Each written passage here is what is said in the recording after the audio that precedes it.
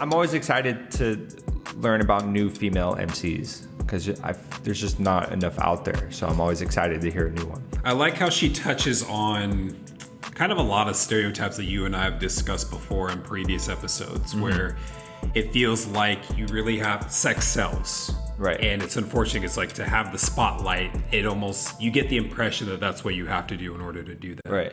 And then also she makes the point that it feels like only one female can be in the spotlight at a time. And I felt that last year when you have Nicki Minaj retiring and then you have Cardi B come in immediately, and they almost look alike. They do the same type of shit. They look alike. They both like sell their bodies. Right. And it's just replacing it one thing with the same thing. Right.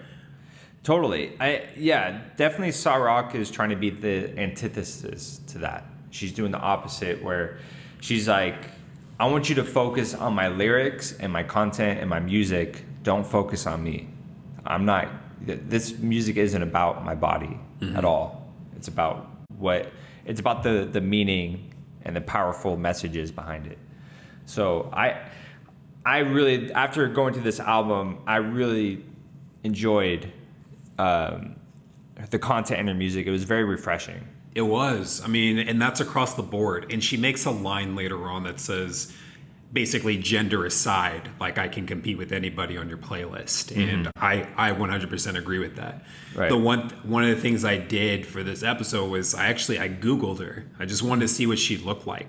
When you Google her, it's a lot of like modest, like just, I guess it's the same. You wouldn't really think about Googling a male artist and seeing like six packs, seeing outlines in sweatpants and stuff like that. I feel like that would be the male equivalent. But with female artists, that is what you see.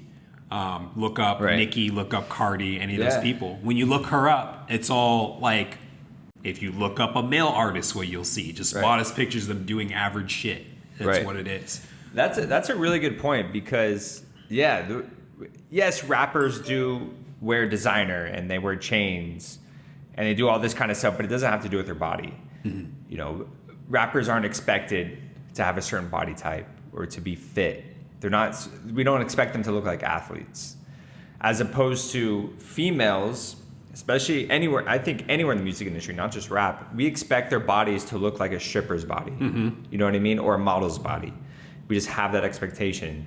So when you get female rappers coming in like Rhapsody and Mulatto, who we talked about on the freshman cover list, they don't have strippers' bodies. They have normal female bodies. And so their talent has to come through. And so we focus on their talent and their lyrics and their music. And we're not just like, oh, she has a hot body, so let me check out her stuff. There's so many things that like will come from this album that touch on all these things. So we'll definitely get more into it because I'm thinking of things that I want to say to respond to that. But we'll definitely hear that. We'll get to all of that. Yeah, but I mean, like you said though, it was just super refreshing and it's cool. I feel like I'm adding on to my list of female MCs that I'm like excited to listen to. Rhapsody's already on there. And I'm like trying to think of who else do I listen to. There's not really a whole lot. I wish Lauryn Hill would come back. That would be cool. But I can add Sa-Roc to the list. Yeah, absolutely. And I put another female MC on the list. Her name is Nitty Scott MC. She's super dope. So I'm hoping her album comes up soon because she's legit. It's dope to have a spitter like Sa-Roc. You know what I mean? She's very much alike with Rhapsody, where she can spit with the best of them. Oh yeah, and I mean